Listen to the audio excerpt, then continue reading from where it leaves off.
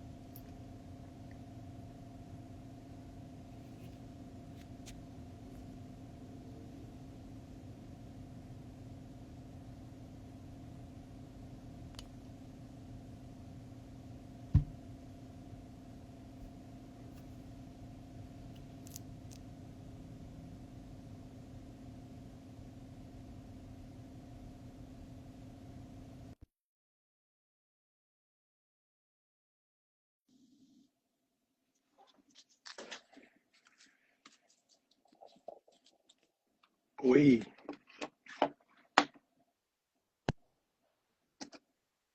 E aí, maravilhoso? Diga aí, lindo. Como é que você tá? Excelente. Eu só não estou te vendo. O que é que eu fiz errado? Será que você não tá me vendo? Peraí, deixa eu ver aqui ó, se tá tudo. Não. Agora que não é pra você tá, mas agora é pra você tá. Veja aí, peça uma ajuda a Aline. Consegue me ver? Não. A minha tela tá dividida em duas.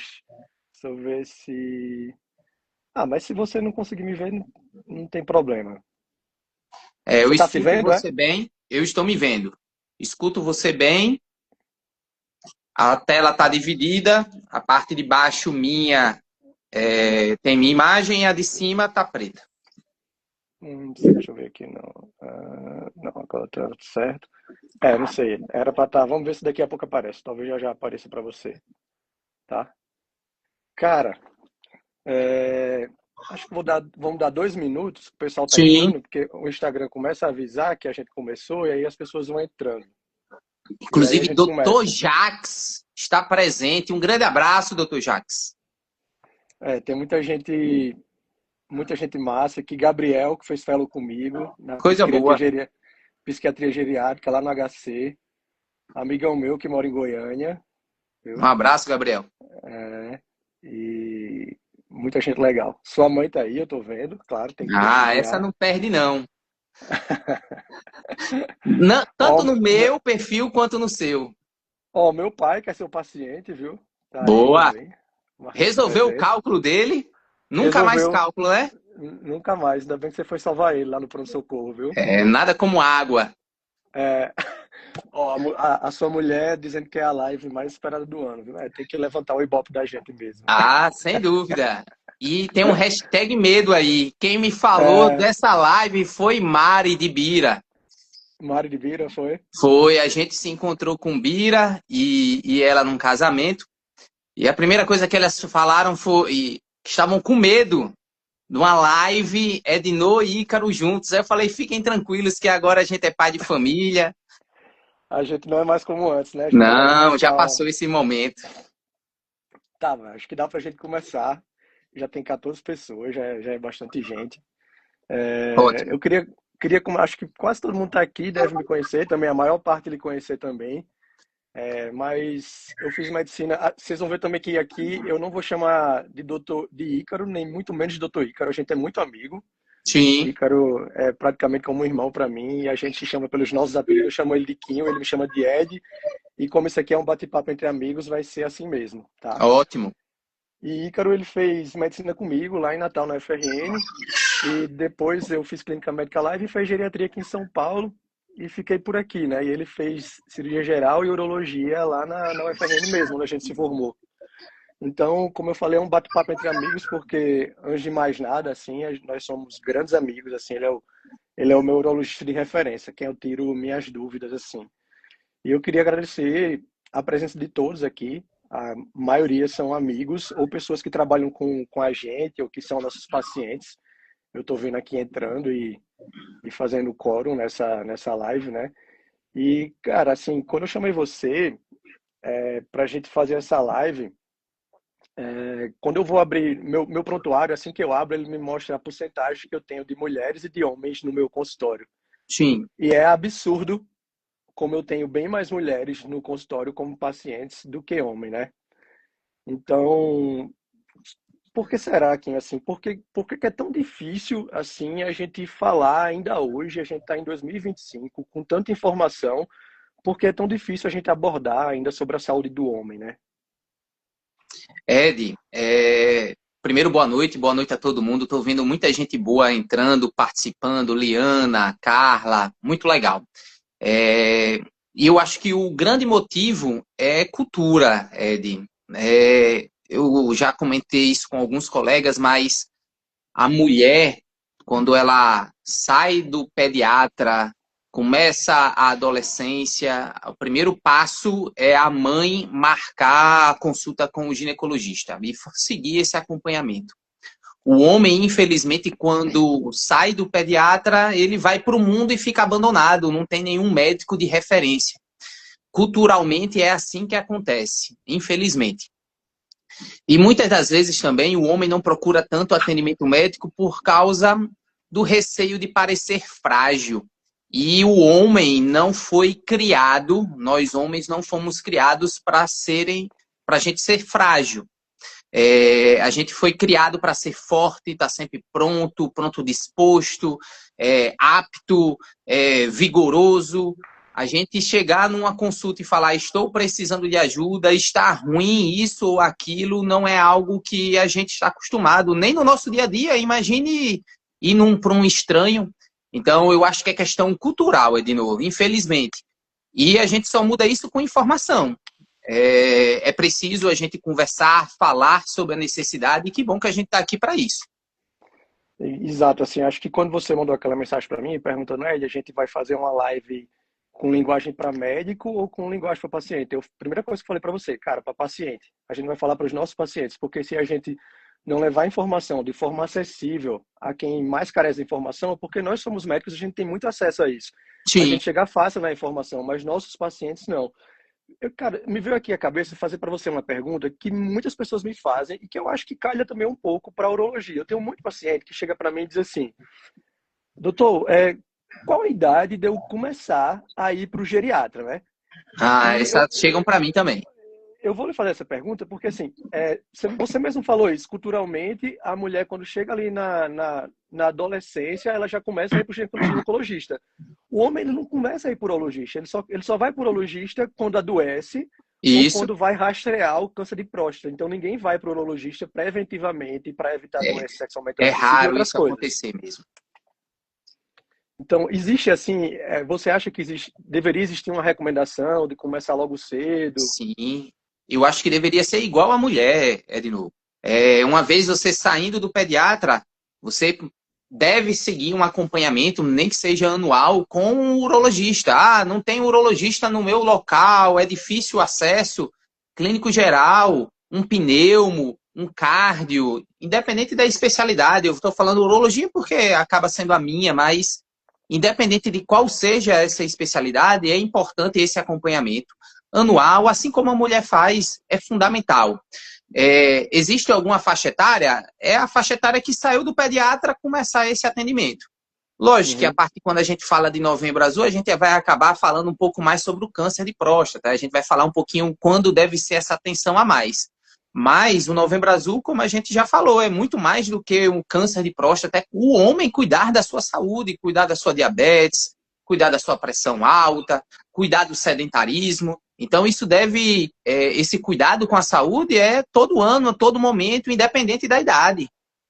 Ou seja, o câncer de próstata é a ponta do iceberg ali, né? O Sim, alerta para o Novembro Azul, mas se todos os homens começassem já na adolescência a acompanhar, muitas doenças sexualmente transmissíveis seriam evitadas. sem dúvida. Questão de problemas de libido e ereção, que muita gente tem sido muito jovem hoje pela carga de estresse, tudo, né? Então, muita coisa poderia ser solucionada desde cedo, né? E de forma correta.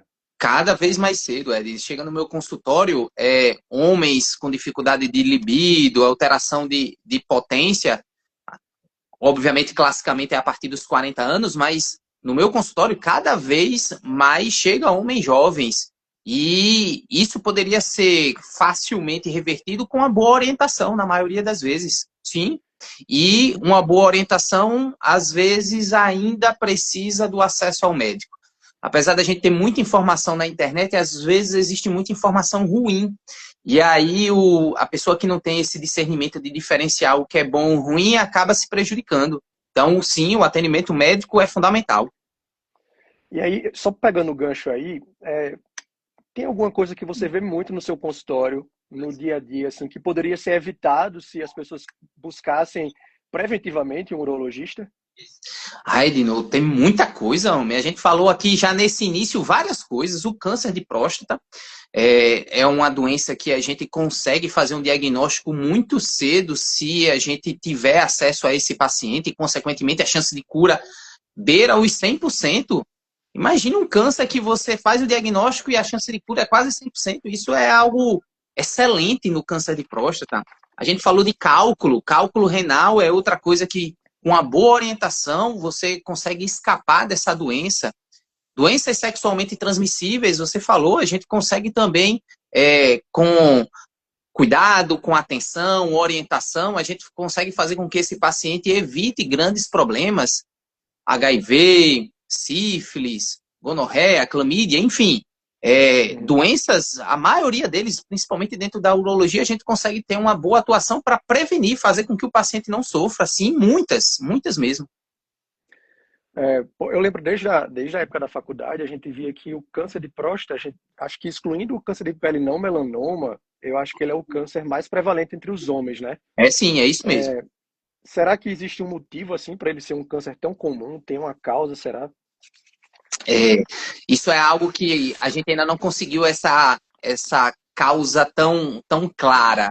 Mas estatisticamente, Ed, é o câncer mais comum, tirando o câncer de pele e não melanoma, como você falou.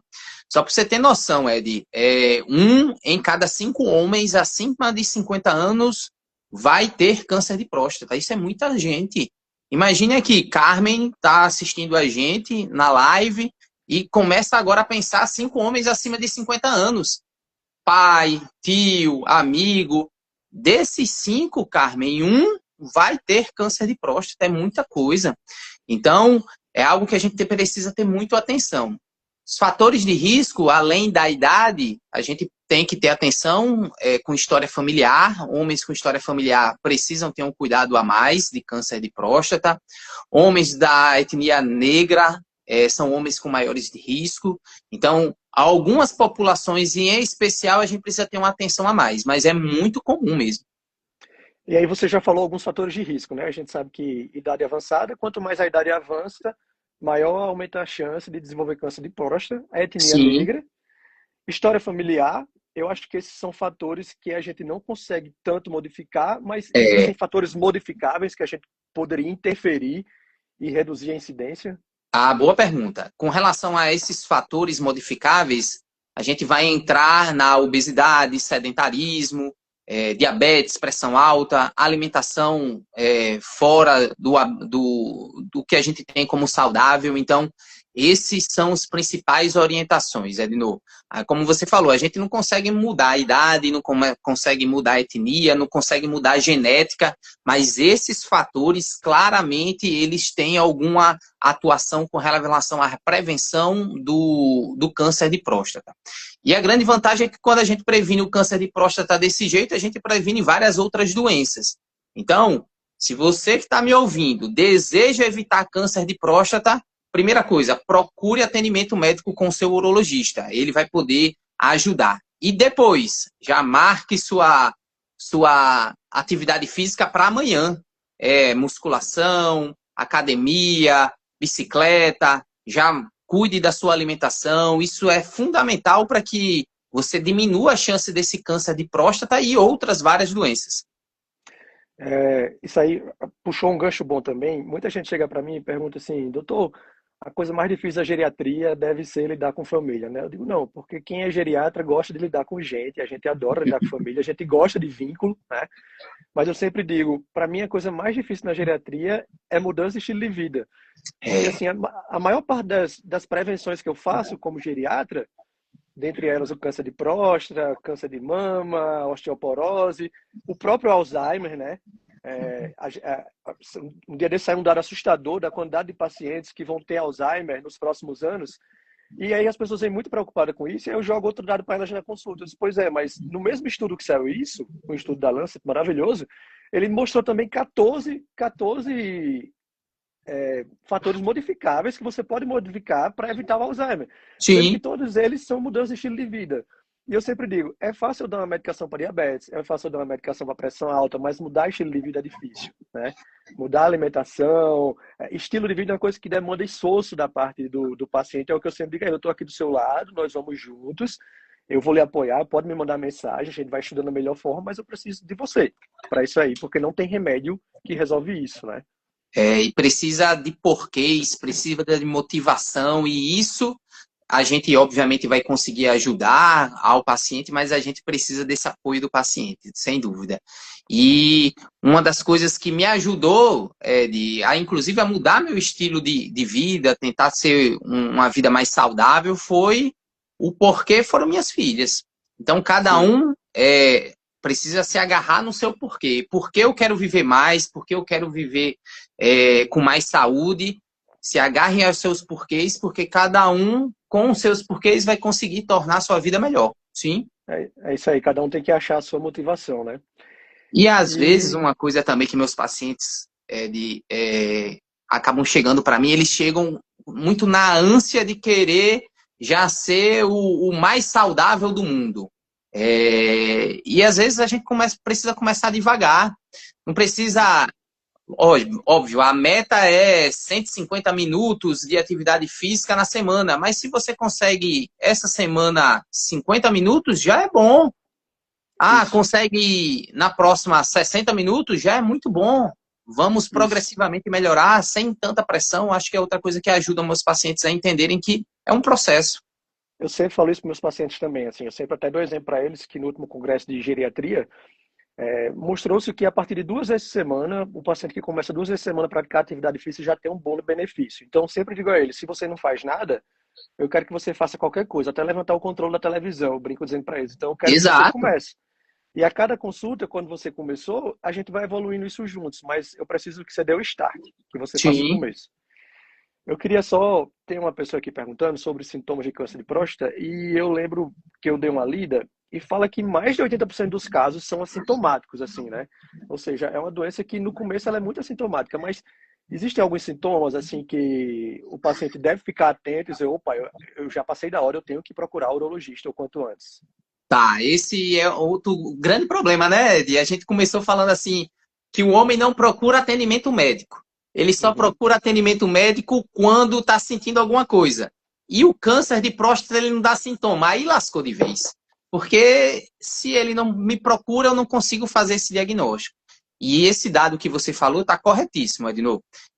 O câncer de próstata, ele é um câncer totalmente assintomático. Se existe algum sintoma relacionado ao câncer de próstata, na maioria das vezes é um câncer agressivo. E a gente não quer que o nosso paciente chegue nesse momento. Ele chegar no câncer agressivo, a chance de cura diminui, a chance de complicações relacionadas a tratamento são maiores. Então, a gente não quer esse momento.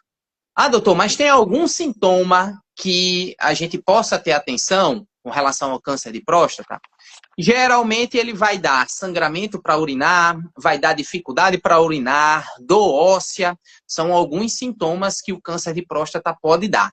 Mas como eu falei, Ed, não espere esses sintomas, porque se você está com esses sintomas relacionados ao câncer de próstata, já digo, o câncer já está num estágio não tão favorável.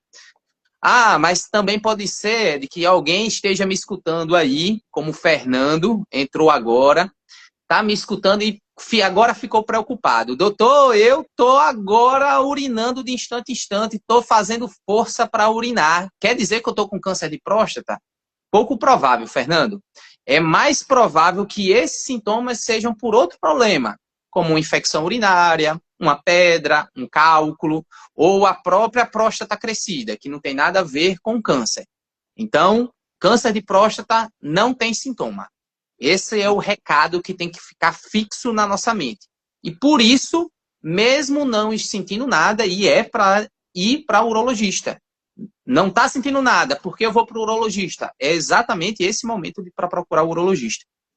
Então, acho que deixou algumas informações importantes aí. Se você tem algum desses sintomas, primeiro não é para esperar ter sintomas, mas mesmo que você tenha, urinou sangue, dor para urinar, dificuldade para urinar, jato fraco, isso não quer dizer que você tenha câncer, não se desespere, procura o urologista, não fique com medo, porque tem gente que quando fica com medo aí não quer nem saber que tem a doença. Não, procura, dificilmente vai ser câncer, mas procura para achar a ajuda necessária, né? E tem alguns pacientes que chegam assim. Agora que você falou, eu lembrei de um paciente que falou: doutor, eu demorei para vir para cá porque quem procura acha. Aí eu falei: é verdade, quem procura acha, mas se você achar, eu trato e resolvo, homem. Deixe de besteira. Se achar cedo, a gente resolve, né? O problema é achar Exato. tarde. E aí, nessa coisa de achar cedo, achar tarde, se a gente for ler, assim, se a gente for ver Sociedade Brasileira de Urologia, e pegar Ministério da Saúde, pegar a Task Force Americana, o que a gente pegar vai dizer uma idade diferente, assim. O que é Isso é que... verdade. Você, assim, então vou falar de você, assim, o que você aprendeu, da sua experiência. Qual a idade o homem deve começar a fazer o rastreio do câncer de próstata? Tá, boa. Essa daí é uma das coisas que marcam a medicina, né? A gente sempre ouve isso quando está lá estudando, mas guideline é muito interessante para a gente acompanhar, mas não fique preso a um guideline. Leia vários, estude vários e crie a sua conduta. A minha conduta ideal, Ed, é 50 anos. A partir dos 50 anos é o marco no qual todo homem precisa ter um cuidado com relação ao câncer de próstata, tá? 50 anos. Então, mais uma vez, Siqueira, 50 anos, você que entrou agora, é a idade para você procurar urologista. Na verdade, eu já sei, você tem que procurar antes. Por quê? Alguns pacientes devem procurar o urologista para ter um cuidado com relação ao câncer de próstata antes dos 50 anos. E quem são esses pacientes? Aqueles pacientes dos fatores de risco que a gente falou atrás. Homens com história familiar, principalmente de pai ou irmão com câncer de próstata, eu preciso procurar esse câncer por volta dos 40 a 45. Homens negros, também devo procurar por volta dessa faixa etária, 40 a 45. Então, para fechar, 50 anos é o marco. Se você tem fator de risco, 40 a 45. Então, se tem história familiar de câncer de próstata, se é negro, então devem, ou seja, 10 anos antes, já começar o rastreio, né? Sem Então, dúvida.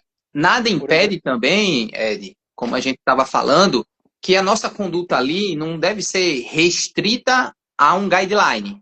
Não é incomum, do mesmo jeito que tem homem que não procura, tem outros que têm muita preocupação com relação à saúde. Então, chega um paciente no meu consultório com 40, 45 anos, sem fator de risco e diz: doutor, eu vim aqui porque quero cuidar da minha saúde. Quero saber, mesmo sabendo que é com 50 anos, eu quero ter uma atenção a mais com relação ao risco de câncer de próstata. Eu vou falar: parabéns, vamos cuidar, não tem problema nenhum.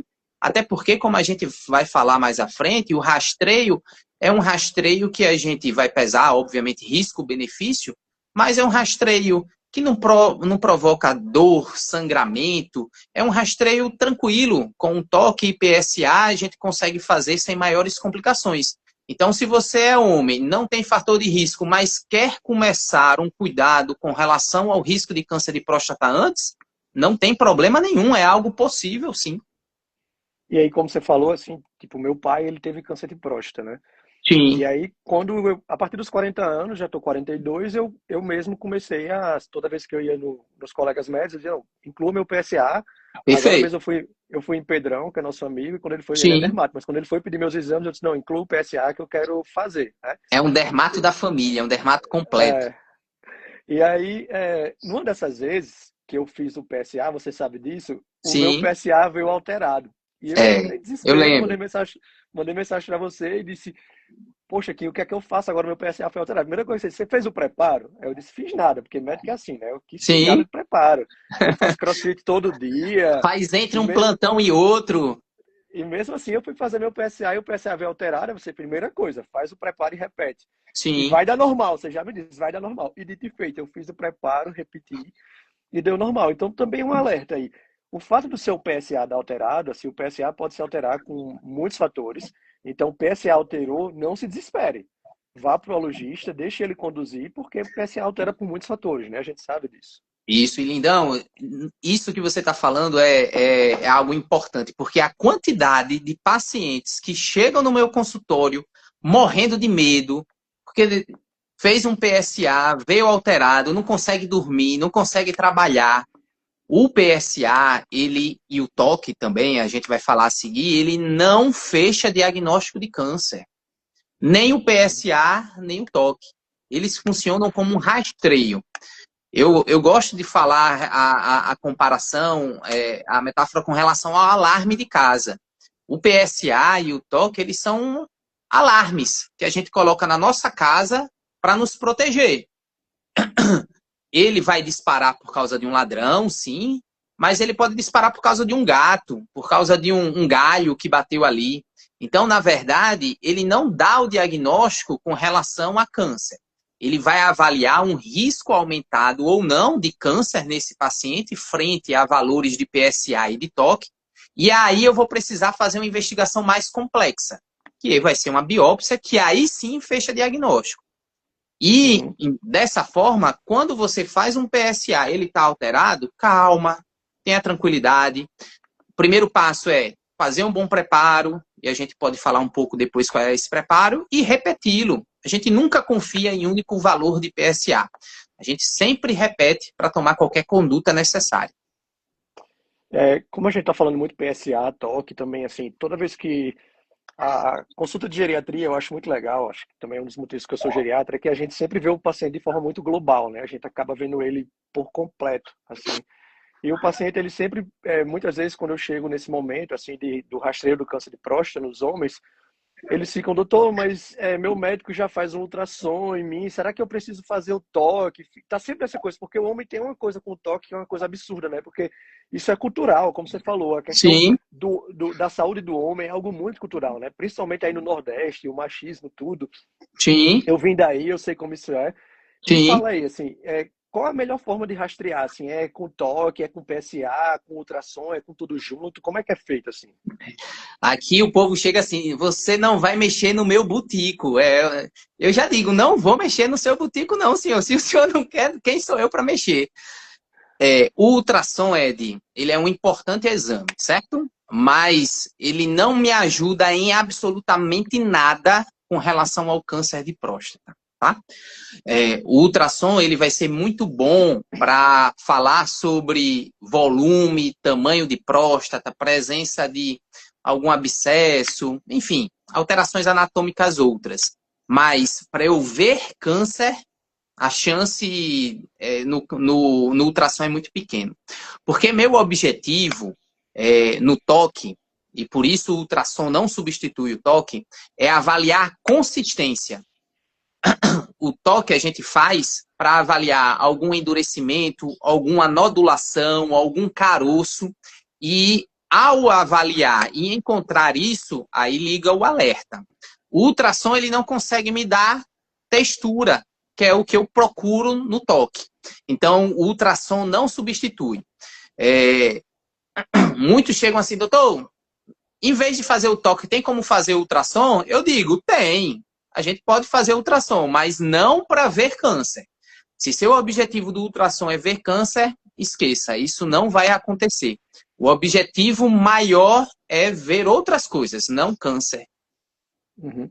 E aí você sempre faz PSA e toque Tá, ou não? outra coisa importante.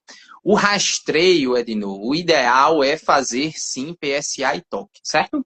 O que é que eu faço? Eu apresento as possibilidades para o paciente, explico o porquê de cada um e, consequentemente, o paciente junto comigo vai decidir qual vai ser o caminho que ele vai seguir. Mas o rastreio é baseado hoje ainda nos dois. Isso por quê?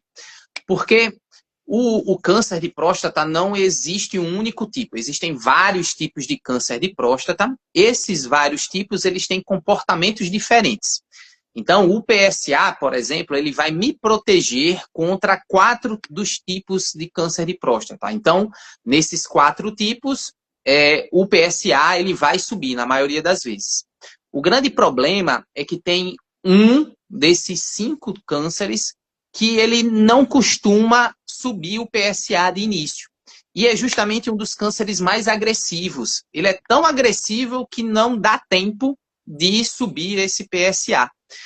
Aí é que entra o toque, justamente para ver consistência, endurecimento e avaliar a presença de algo que o PSA não conseguiu detectar. Então, o ideal é sim fazer os dois. Precisa fazer todo ano o toque, doutor? Não, hoje a gente já está conseguindo espaçar um pouco mais. O toque a gente faz a cada 1, 2 anos. Então, como é minha rotina? Você perguntou. A gente faz PSA todo ano. Um ano a gente faz junto com esse PSA o toque. Se tudo normal, no ano seguinte só o PSA. No ano após, mais uma vez PSA e toque. Geralmente é essa a rotina. Lógico que a gente vai vendo caso a caso, negociando com o paciente e assim definindo qual vai ser a conduta para ele em específico. Uhum. Então, então, você explicou bem aí, como se fosse assim, o padrão ouro é fazer toque e PSA. Hoje ainda é. Dá para espaçar o toque, se toque no ano e PSA no ano normal, você no outro Sim. ano consegue fazer só PSA e ficar alternando assim, se tudo continuar bem, né? Sim. E você falou outra coisa importantíssima, o ultrassom não dá diagnóstico de câncer de próstata, Não ajuda em ajuda em outras nada. coisas, ajuda em outras coisas, na urologia, em inúmeras coisas, Sim. é super importante, mas não para o câncer de próstata, né? Isso. Eu tenho uma Aí, coisa que eu estou vendo aqui que Rafael entrou e ele pode perguntar assim, doutor, eu ouvi falar sobre ressonância. A ressonância é, sim, um bom exame para fazer o rastreio, rastreio não, buscar o câncer de próstata, tá? Ele também não fecha diagnóstico, a gente vai sempre precisar da biópsia, mas existem alguns pacientes que acabam chegando para mim já com essa demanda. Doutor, ao invés de fazer o toque, eu posso fazer a ressonância? Sim, é uma possibilidade, sim, na busca desse câncer. A grande dificuldade da ressonância é o acesso, sabe, Ed? Então, eu substituí o toque, que é feito no consultório, em 3 a 5 segundos, rápido, eu dou o diagnóstico ali, com precisão e com rapidez, para ele fazer uma ressonância, que o acesso é difícil, às vezes é caro para o nosso paciente. Então, é uma possibilidade, mas acaba não sendo algo muito prático. Ficar 30 minutos naquela máquina super chato, fazendo barulho, né? Ou seja, sim, é bem cômodo. Quem fez ressonância sabe. Eu fiz do joelho, foi chato, imagine lá da próstata. Melhor a gente superar o preconceito e resolver em 3 segundos no consultório, vai ser algo bem mais prático, né? Sim.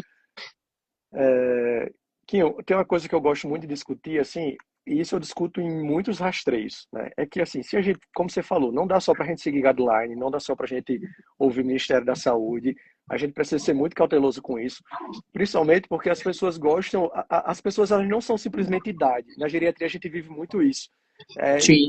Você vai ver uma pessoa, às vezes, de 60 anos, que às vezes já está acamada, porque teve uma AVC, alguma coisa, e você vai ver alguém de 80 anos que faz tudo. Eu tenho um paciente de 89 que sai de São Paulo para o Rio, praticamente toda semana sozinho de carro. E assim, ele é um cara super rígido. Então eu gosto sempre de dizer que eu não rotulo meus pacientes por idade na geriatria. Eu avalio a funcionalidade do meu paciente, a cognição do meu paciente. Então, do mesmo jeito que a gente avalia o momento de iniciar esse rastreio, existe um momento assim, poxa, agora eu vou encerrar. Não vou mais rastrear câncer de próstata nesse paciente. Isso é uma outra boa pergunta. Não precisa ficar fazendo rastreio o resto da vida. A gente falou do marco dos 50 anos, né? Para começar o rastreio. E o nosso marco para encerrar o rastreio entra um pouco na expectativa de vida. Se a expectativa de vida desse paciente é menor do que 10 anos, então a gente para de fazer o rastreio do câncer de próstata. Por quê? Porque se ele não teve até aquele momento câncer de próstata, das duas uma, ou ele não vai ter mais, ou vai ser um câncer que não vale a pena tratar. Doutor, muito confuso esse 10 anos de expectativa de vida. Eu não sei qual é a minha expectativa de vida. Isso, de fato, na prática, às vezes é difícil. Então, a gente acaba colocando como marco os 70 a 75 anos. A expectativa de vida do brasileiro, em média, pelo IBGE, é algo em torno de 80, 85, às vezes um pouquinho mais, um pouquinho menos, né? Mas, então, a gente coloca o marco 70 a 75 anos como o limite de rastreio. E os pacientes ficam confusos. Doutor, o senhor procurou todo ano, agora não vai parar de procurar o câncer? Vou parar, porque não tem mais sentido. Porque, como eu falei, se não teve até agora, não vale a pena nem procurar. Porque eu não vou tratar, não vai trazer mal para você. Isso porque o câncer de próstata, na maioria das vezes, e se você não teve, como a gente falou, até essa faixa etária, é um câncer indolente, Ed. É um câncer que o crescimento é muito lento. Existem alguns trabalhos que até acompanharam homens com câncer de próstata, tratando e não tratando, e foi visto que o desfecho com relação ao câncer em 10 anos não mudou. Então, por isso que a gente procura até essa expectativa de vida de 10 anos. Então, para fechar, 70, 75 é o limite no Brasil que a gente acaba fazendo rastreio. Mais uma vez, chegou o paciente com 80 anos, fazendo maratona e desejando rastreio, como você falou, no caso do seu paciente, quem sou eu para dizer que não vou fazer? A gente vai explicar a situação para ele e a gente vai pesar o risco-benefício, se for o caso, sim. Mas de guideline seria isso, 70 a 75 anos. Então, eu faço exatamente isso. Assim, o momento de eu interromper, geralmente eu compartilho com o paciente. Claro, é difícil você estimar a expectativa de vida do paciente, mas assim, eu tenho um paciente no meu consultório que claramente eu olho e digo, a não ser que ocorra uma fatalidade, esse cara vai viver mais de 10 anos, entendeu? Ele está muito bem. Eu já tive Sim. paciente que quando me disse a idade da primeira vez, disse assim, doutor, eu tenho 88, eu quase caí duro no chão, porque assim, o cara parecia ter 70, sabe? O cara estava muito bom. Então, assim, igual mulheres, assim, eu tenho um paciente que chega no meu consultório aos 78, sai, doutor, mandaram eu parar de rastrear o câncer de mama. Eu disse, não, eu vou continuar. A senhora Sim, está muito bem, se eu achar, com certeza você aguenta uma quimioterapia, aguenta uma quadrantectomia, você tem vida para frente, isso. não, eu vou continuar, sabe? Então, eu não vejo, eu compartilho com ele essa decisão, vamos decidir juntos, o que é que você acha, se o paciente, principalmente se ele chega com desejo, eu quero continuar, Sim, vamos fazer. E no momento de parar, se eu acho também que é para parar, eu encorajo, sim, explicando justamente isso que você explicou. Disse, olha, não é mais o momento. E muitas vezes eu preciso explicar isso para a família, porque às vezes é um paciente que já iniciou um quadro de demência, às sim, vezes já chega numa demência moderada, moderada avançada, e eu vou dizer, não faz mais sentido. Assim, a expectativa de vida dele isso. pelo quadro demencial é menor do que se ele começar um quadro de câncer hoje, o câncer vai demorar mais tempo para tirar a vida dele do que a demência, sabe? E é Então, isso mesmo, Edno. Você está isso corretíssimo. O câncer de próstata é um crescimento indolente. O Alzheimer, nesse caso, vai acabar gerando muito mais problema do que o câncer. Então, para que eu vou buscar ou tratar de forma exagerada esse paciente? Sim, está corretíssimo, é isso mesmo. tá. Ó, vou fazer uma brincadeira aqui com você, Sim, do mito ou verdade. Algumas coisas a gente já até respondeu aqui, mas eu vou falar umas frases sobre urologia e você vai e fala se é mito, se isso é um mito que inventaram ou se é verdade mesmo. arrocha. Essa a gente acabou de responder, assim. PSA alto significa necessariamente câncer? Não. E já digo, na maioria das vezes não é câncer. Já digo. Na maioria das vezes é o quê? É um preparo que acabou não sendo feito como deveria. E aí vamos entrar nessa questão. Qual é o preparo? Primeiro, de 3 a 5 dias antes de coletar o seu exame de sangue para fazer o PSA, Genilson, o que é que você precisa? Você precisa nada de sexo ou masturbação 3 a 5 dias antes dessa coleta. Nada de bicicleta, nada de cavalo, nada de moto, porque tudo isso vai subir o PSA. Aí alguns perguntam, então, doutor, eu tenho que parar isso para não ter câncer? Não, não tem relação nenhuma, tá? Você pode andar de bicicleta, pode andar de moto, isso não vai trazer câncer para você. Mas ele vai aumentar o seu PSA e, consequentemente, quando você chegar para mim, eu vou ficar na dúvida se esse aumento é um aumento real ou falso, porque você andou de bicicleta ou porque você teve relação na véspera. Então, PSA alto não é sinônimo de câncer. Boa. Mito. Mito, né? Então, esse aqui é importante. O toque, ele é uma coisa incômoda, ele dói na prática. Tá, vamos lá. Não, não dói, certo? Eu ia fazer uma brincadeira, mas eu tô vendo que tem muita gente aqui, mas nada de brincadeiras. Me falaram para eu me comportar aqui, Edno. Não, não dói, não dói. Lógico, não vou mentir para ninguém. Não é um negócio como um cinema em casa assistindo o jogo. É algo incômodo, certo? Mas não dói, não sangra, não precisa fazer preparo. Alguns pacientes dizem assim, doutor, eu não aparei aqui embaixo. Não tem problema, a gente não vai ficar olhando pelo. Doutor, eu não fiz cocô antes de sair de casa. Não, não tem essa necessidade. O toque não exige preparo nenhum. Você simplesmente vem para a consulta e, se desejar a certeza que não há câncer, você consegue fazer esse exame, que é indolor, ali no consultório. Acaba o toque, 3, 5 segundos, eu já digo, ó, tudo bem, ou opa, tem alguma coisa errada, a gente precisa ter alguma atenção a mais. Então, assim, com certeza, colher sangue, tomar uma vacina deve ser algo bem mais doloroso e que incomoda bem mais, né? Nem se Ah, sem compara. dúvida. É. Até porque eu já brinco, né? Escolha um dedo fino, bem lubrificado e dá tudo certo, homem, não tem problema nenhum. Pois Carmen é, já ó, deu, já soltou. Sempre, é, sempre tem essa. A Carmen já soltou. O transvaginal é pior. Ah, pode ter certeza que é pior. É um inclusive negócio que. eu pensei Vá, nisso diga. hoje, e a gente falou nisso, né? Nessa questão do cultural. A mulher logo cedo começa a ir pro ginecologista, passa um espéculo ali, Ei, todo ano aquele ela passa um espéculo espéculo. deve ser uma dureza, viu? Ô, coisa, eu já passei alguns espéculos, a gente na faculdade vai aprendendo, né? Mas deve Aham. ser um negócio chato que só. Aquele negócio de metal, frio, às vezes é plástico, né? Direto, Mas faz a luta mulher, sem dúvida, sofre transvaginal. muito mais do que o homem. O toque é É. muito melhor, muito mais tranquilo do que o transvaginal em relação ao espéculo, o Papa Nicolau, sem dúvida. E atividade sexual aumenta risco, assim, porque a atividade sexual você disse que altera o PSA, faz o PSA subir, mas aumenta o risco de câncer de próstata? Não, não tem relação nenhuma. E o PSA, todo homem tem, tá? Então, alguns homens dizem assim, doutor, eu fiz o PSA, ele deu positivo. E é para dar positivo mesmo, senhor. Todo homem tem PSA. Ele, no nosso corpo, ele serve para fluidificar o ejaculado, tornar a gala mais fluida e, consequentemente, permitir uma fecundação mais fácil. Então, é normal ter o PSA.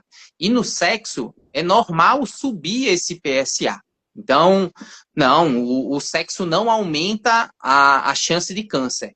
Inclusive, você até me mandou, Ed, não sei se você vai lembrar, tem alguns estudos que falam sobre você ejacular mais como sendo algo protetor para câncer. Também não é a mesma coisa, não. Parece ser muito mais um viés do estudo, eu tive curiosidade depois de ler, do que, de fato, algo certo. O que foi visto é que, na maioria das vezes, o homem que tem mais relação sexual, geralmente é um homem que cuida mais da saúde, faz mais atividade física, tem menos doenças, menos comorbidades, então parece ser mais um viés do que uma relação direta. Então, o sexo nem aumenta o risco e parece também não aumentar, não ter nenhuma relação protetora também não. Uhum. Vou fazer outra pergunta também, que, por incrível que pareça, eu já ouvi no meu consultório, as pessoas acham que só procuram um geriatra quando estão na idade muito avançada. E eu sempre digo que eu tenho muita gente no meu consultório entre 40 e 60, tenho muitos pacientes, vários, Sim. inclusive já vi pacientes aqui hoje que entraram e que tem 60 e pouquinho, 62, que são meus pacientes. E eu tenho uma que eu brinco dizendo que ela é exagerada, por sinal ela é médica, cirurgiã geral, e ela já é minha paciente aqui em São Paulo. Chegou no consultório, eu perguntei, por que você procurou um geriatra? Ah, é porque eu queria começar logo cedo, e eu achei ótimo, tá ótimo. E alguns homens chegam para mim quando vem falar sobre vasectomia, né? E aí eles perguntam assim, doutor, porque eu li em algum canto e tal, a vasectomia, ela aumenta a chance de ter câncer de próstata? Eu queria que você respondesse essa pergunta também. Essa é outro mito. Mito dos grandes. Essa danada dessa vasectomia, eu acho que o homem não quer fazer e acaba arrumando um monte de desculpa. A grande verdade é essa. Rapaz, a vasectomia, Ed, é um procedimento que, se você não quer ter filhos, é um excelente, tá? Não aumenta o risco de câncer de próstata. A vasectomia também não altera potência, não altera libido, não altera testosterona. Então, esse é um dos mitos. Vasectomia não aumenta o risco de câncer de próstata de forma alguma. A gente chega, nem passa perto da próstata. É um procedimento, a vasectomia, que a gente faz um corte na bolsa escrotal, no saco de um lado, um corte do outro, mexe no ducto deferente, a próstata não está nem perto de lá. É algo que criaram esse mito. Eu acho que foi para escapar da realização da vasectomia e botar a mulher para fazer a laqueadura. Uhum. E me fala uma coisa. É... Reposição hormonal, né? Usar testosterona. Isso aumenta o risco de ter câncer de próstata? Esse é algo que, por algum tempo, foi muito controverso. Hoje a gente já tem algumas certezas. E as certezas que a gente tem é que não tem essa relação direta. A reposição de testosterona, quando bem indicada, ela vai aumentar sim o PSA, é bem comum isso acontecer, mas como a gente falou anteriormente, aumento de PSA não é sinônimo de câncer de próstata.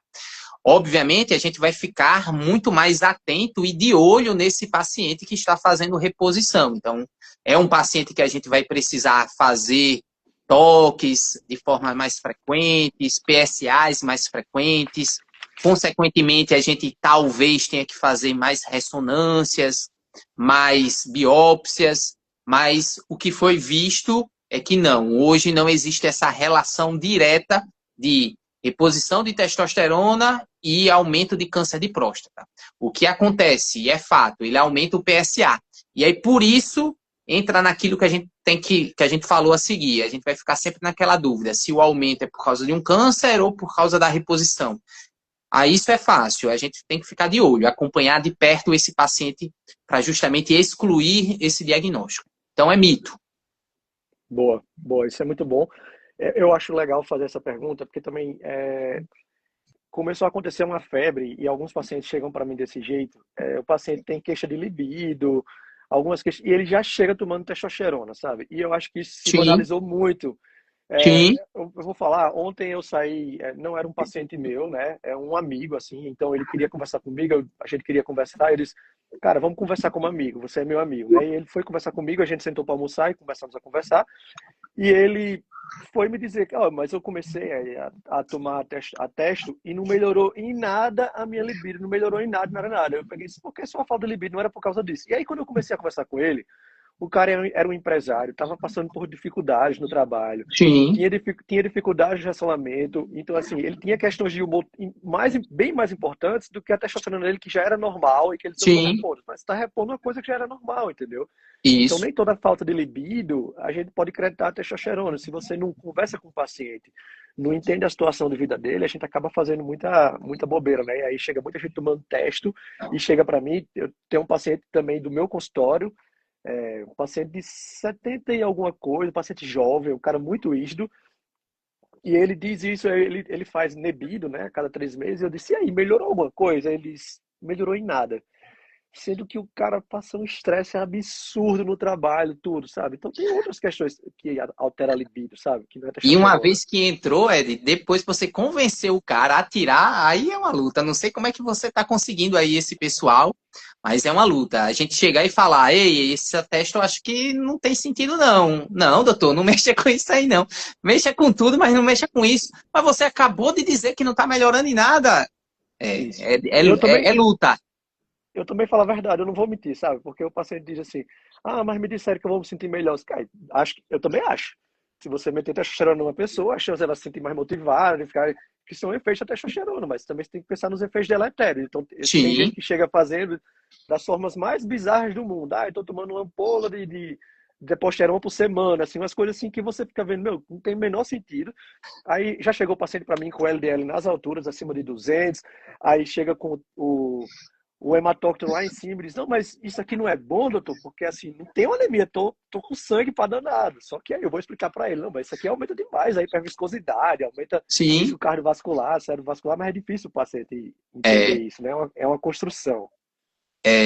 você Mas, falou agora um negócio, eu conversando com a Aline essa semana, fui pra academia essa semana com a patroa, tal, cheguei lá, mulher, vou ali no banheiro. Quando eu fui no banheiro, tô lavando minha mão, aí um personal falando com o outro, eu tomo assim, eu tomo assado, mas não é melhor assim? Aí eu olhei assim, rapaz, o cara tá entregando a saúde dele a um cara no meio do banheiro. Eu achei essa impressionante. Eu, é complicado. rapaz, é assim que o pessoal tá entregando a saúde e o negócio tá difícil. E aí a gente precisa conversar, porque às vezes, se só esse cara do banheiro fala, a pessoa vai entender que aquilo é o real, aquilo é o correto. E não, não é isso, pô.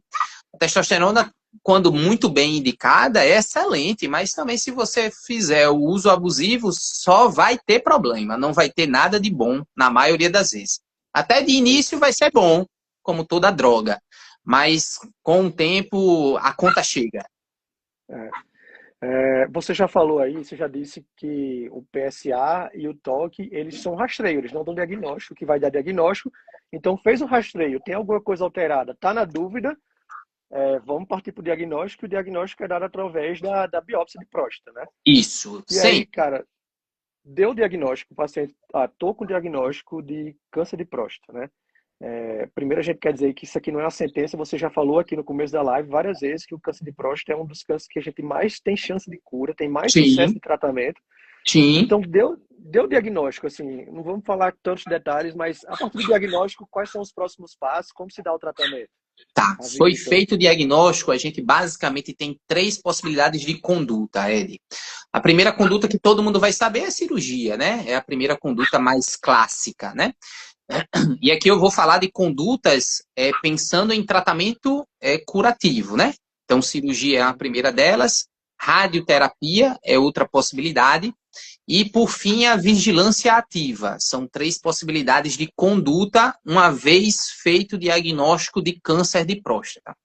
Eu gosto de explicar bem aos pacientes essas possibilidades, porque não existe uma conduta certa, universal. Muitos perguntam, doutor, qual é a melhor? A melhor é a que a gente decidir junto aqui, depende muito do perfil do paciente. Inclusive, alguns dizem, doutor, essa radioterapia aí eu não quero não, porque é só para me enganar. Não, a radioterapia no tratamento do câncer de próstata, ele é curativo. Inclusive com taxas de cura semelhantes à cirurgia. Obviamente, a gente vai ver o perfil de cada paciente, mas são três possibilidades de condutas muito boas. Então, assim, basicamente, se a gente pensa em tratamento curativo, é uma doença localizada, tá ali, eu vou resolver a doença. A gente pode fazer uma cirurgia de prostatectomia, né, retirar a próstata, ou pode ser radioterapia. Sim, Vai ser uma decisão conjunta, acredito, do urologista com o sim, paciente. Eu lembro que meu pai teve diagnóstico de câncer de próstata, acho que ele devia ter 60, tinha passado um pouco dos 60 anos, 60 e alguma coisa, eu acho. sim, E eu fui para consulta com o Dr. Hipólito, né? Foi professor da gente. sim, Assim, até hoje tenho uma gratidão absurda a ele. E quando o Dr. Hipólito colocou na mesa pra gente, o Dr. Hipólito falou, vamos decidir isso aqui juntos e tal. E eu, junto com meu pai, a gente acabou optando pela cirurgia, não sei, mas parece que a gente tem a impressão assim, vou fazer a cirurgia, parece que eu tô tirando aquela coisa de dentro, né? Vou resolver o problema, vou sim. tirar aquilo, É, né? essa é a percepção E de muitos pacientes, sim. então, pro meu pai, passava mais essa impressão de que, não, vou operar, vou tirar isso, porque a rádio vou demorar um tempo. Então, assim, decidimos, eu lembro demais, decidimos esse conjunto. E, assim, como foi importante aquele diagnóstico precoce, né? Meu pai tem Isso, mais de 10 anos de cirurgia. Hoje em dia, eu vejo os pacientes que fazem cirurgia, principalmente cirurgia robótica aqui em São Paulo, eles não ficam nem com incontinência, não sim, tem problema, sabe? Que eram problemas que a gente via no passado, mas que com a sim, evolução das coisas, né? Com a sim. melhora das técnicas, hoje o paciente não tem quase nada, assim, é quase Isso. zero de efeito colateral. Então, E o diagnóstico cedo ainda diminui ainda mais essa chance de complicação, sim. É algo que a gente vem avançando muito ao longo desse tempo. Eu conheço especificamente seu pai e, sem dúvida, eu acho que foi a melhor escolha mesmo a cirurgia. geralmente a gente acaba optando pela radioterapia para aqueles pacientes que têm um risco cardiovascular aumentado, pacientes com aquele prognóstico que talvez uma expectativa de vida não tão grande. Seu pai é um cara rígido, trabalha, faz tudo. Esse é o perfil do paciente cirúrgico. O perfil do paciente da radioterapia, lógico que a gente vai conversar com cada um, é aquele paciente que não tolera, seja porque não quer ou porque não tem condições orgânicas para a cirurgia. Então, acho que foi a melhor conduta. Tanto é que o homem está aí, firme e É. forte. Ó, acho que a gente não vai entrar nisso, porque é um assunto muito complexo, essa outra parte, mas eu queria só dizer que mesmo, às vezes eu brinco aqui em São Paulo, dizendo que eu já fiz quase um fellow de uro-oncogeriatria. É que a gente tem uma amiga que fez faculdade com a gente, Gabriela Fernandes, Gabi, Sim, Gabi. que ela praticamente fez um fellow de uro, né? Porque ela segue um dos caras assim mais famosos no tratamento de cânceres urológicos no país, né? Sim, E Gabi dá muita aula e ela me chama muito para as aulas e eu vou. E mesmo assim, em câncer de próstata já metastático, eu vejo os pacientes dela assim vivendo absurdos de ano, assim. Muitos sim, deles vêm a morrer por outras coisas. Então, assim, o leque de tratamentos é tão amplo hoje, tão grande, sim. que as pessoas morrem por outras coisas e eles conseguem controlar aquela doença por muitos anos, sabe? Isso, Edno. Você falou do seu pai, eu vou falar do meu avô. Meu avô teve câncer de próstata, fez tratamento cirúrgico, acabou, infelizmente, depois de anos evoluindo com recidiva, uma recidiva já com lesões metastáticas, e fez tratamento, acabou falecendo de outras coisas. É, eventos cardiovascular, outro. Então, mesmo aquele câncer que a gente não conseguiu fazer o tratamento curativo, existe ainda muita coisa a fazer para esse paciente. Então, eu não consigo curar, mas eu consigo trazer muito conforto, muita qualidade de vida, e muitas das vezes esse paciente vai morrer de outra coisa e não vai ser do câncer. Sim, essa é a grande vantagem do câncer de próstata. Então, homem, pelo amor de Deus, procure um urologista, deixe de besteira. A gente consegue fazer muita coisa com relação ao câncer de próstata.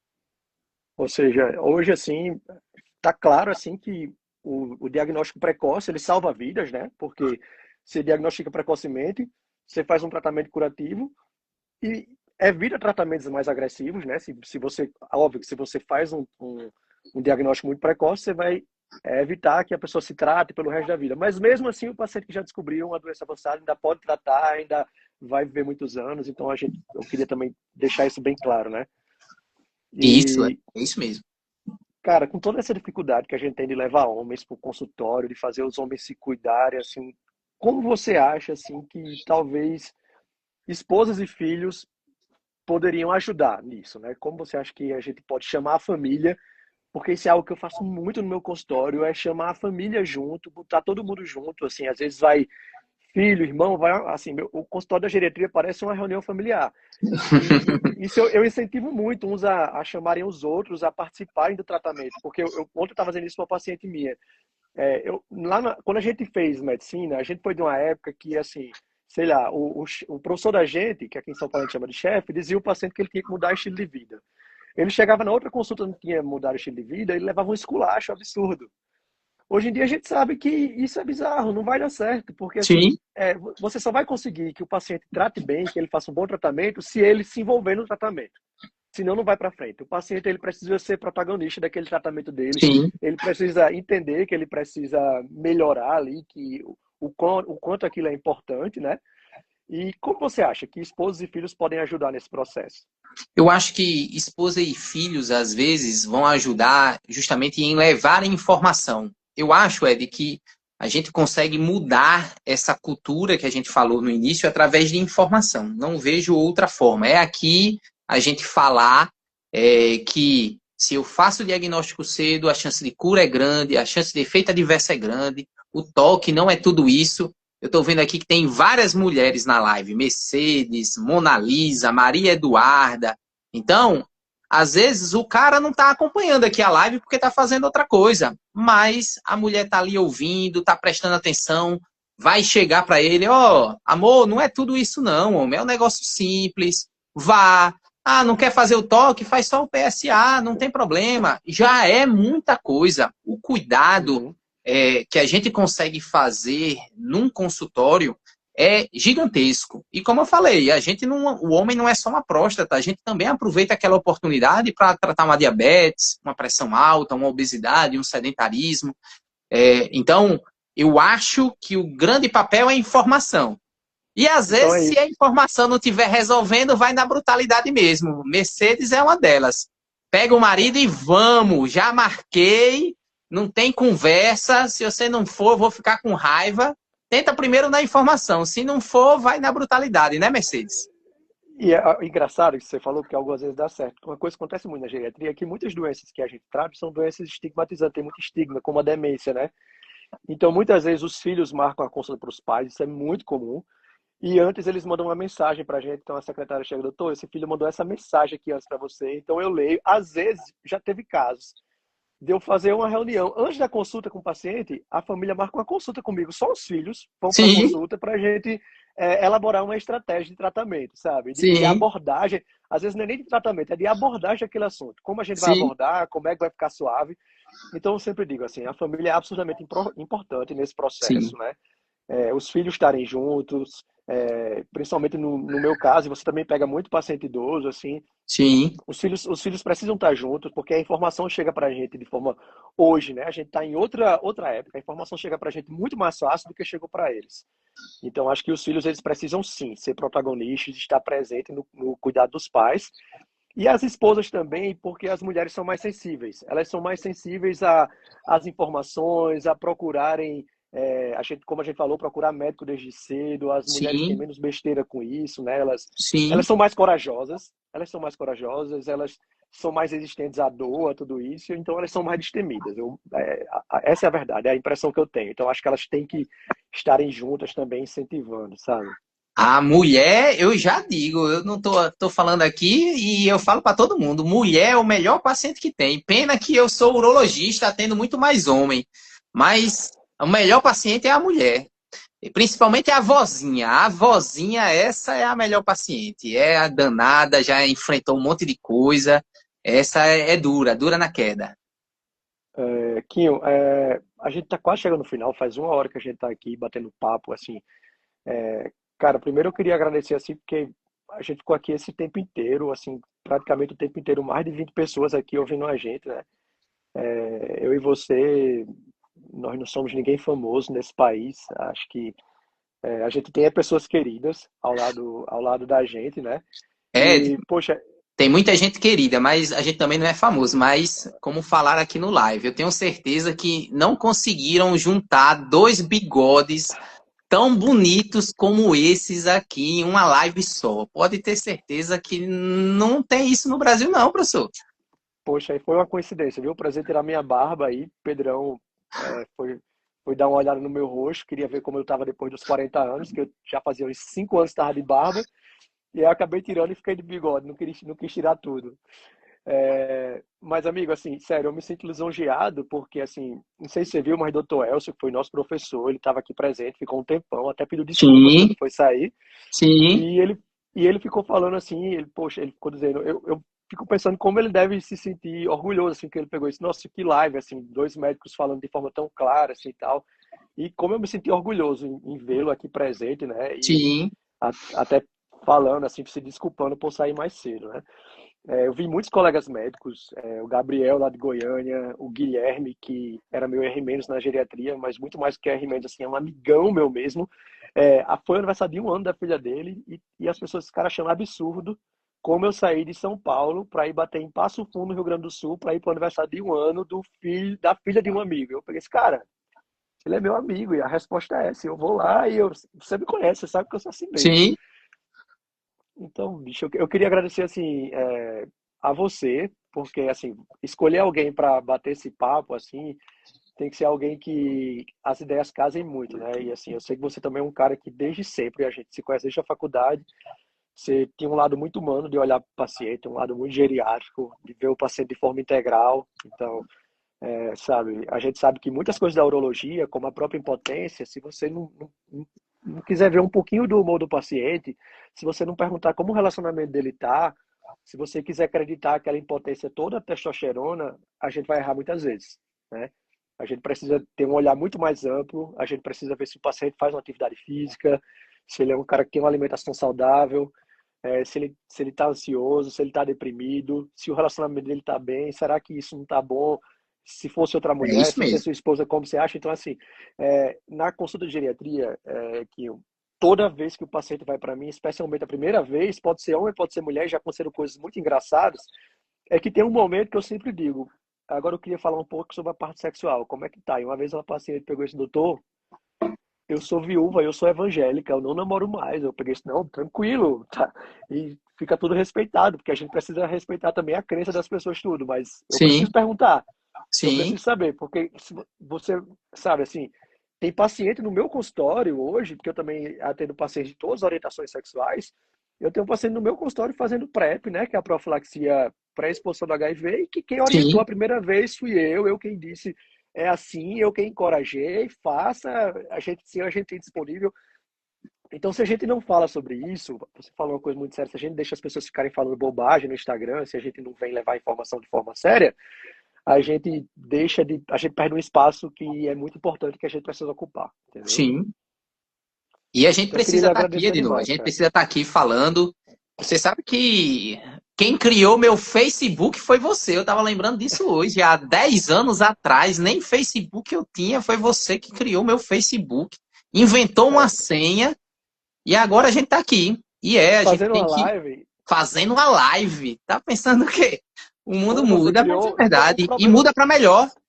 o problema não foi nem você criar um Instagram, mas assim, quem nunca entrou no Instagram de Ícaro, eu queria convidar para entrar, porque assim, uma das coisas que eu e os outros amigos dele próximos, a gente se abismou muito, é que Ícaro, até a gente sair da faculdade, talvez ainda em meados da cirurgia geral, ele tinha um telefone que eu acho que nem câmera tinha direito, assim, Tinha sabe? não. Muito Eu menos tive que rede trocar meu social. celular porque meu preceptor mandou, porque eu não tinha nem internet. Tinha que ter o WhatsApp. Homem, pelo amor de Deus. E aí, e do nada, ele começou com o Instagram e no Instagram dele, ele conversa com as pessoas de forma muito descontraída. Então, ele acabou levando muito conhecimento para muita gente. E então, assim, eu sempre olho o conteúdo dele e às vezes quando eu vejo um conteúdo que combina com ele, assim, eu mando para eles, cara, você precisa ver isso aqui, eu mando para ele, porque assim, a gente precisa brincar com as coisas, porque a gente precisa dar leveza, mas a gente tem que levar conteúdo sério, mesmo de forma leve, mesmo brincando, como a gente às vezes brincou aqui hoje. Exatamente. Né? Essa é a nossa missão. Cara, eu fui vendo aqui, a maioria das perguntas que fizeram, a gente foi respondendo, sabe, no meio do caminho. Mas se alguém quiser fazer alguma pergunta, pode complementar. Mas as perguntas que eu tinha visto eram sobre sintomas iniciais, você respondeu ao longo da live.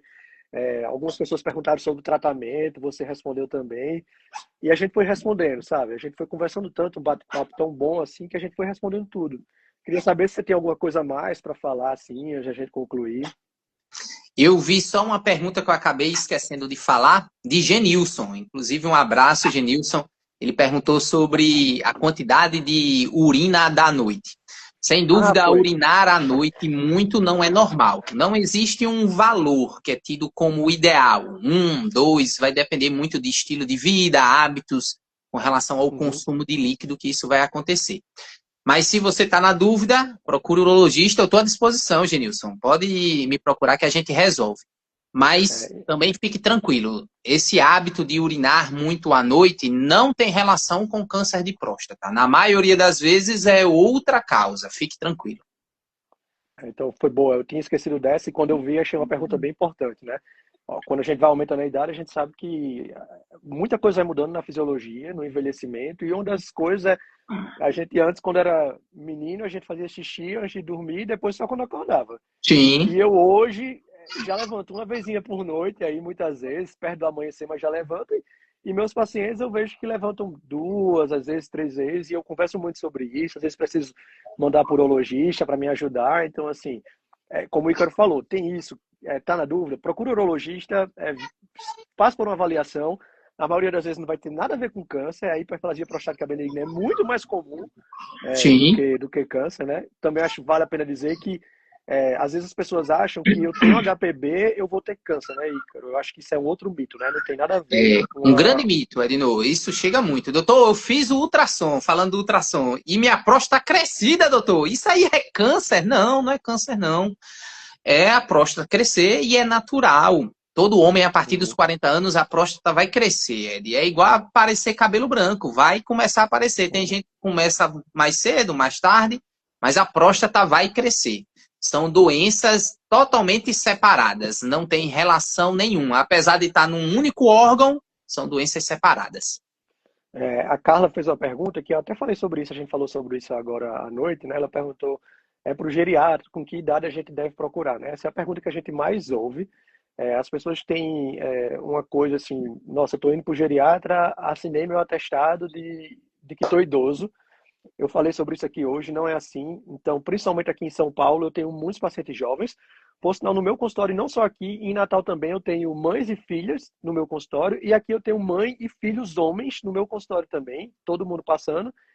E muitos pacientes entre 40 e 60 anos. Então, acho que você deve procurar quando você está preocupado com as questões do seu envelhecimento, você já quer se preocupar com isso, você quer ser visto de forma integral e você quer começar a ser visto por um geriatra. Então, eu acho que esse é o momento, não existe uma regra.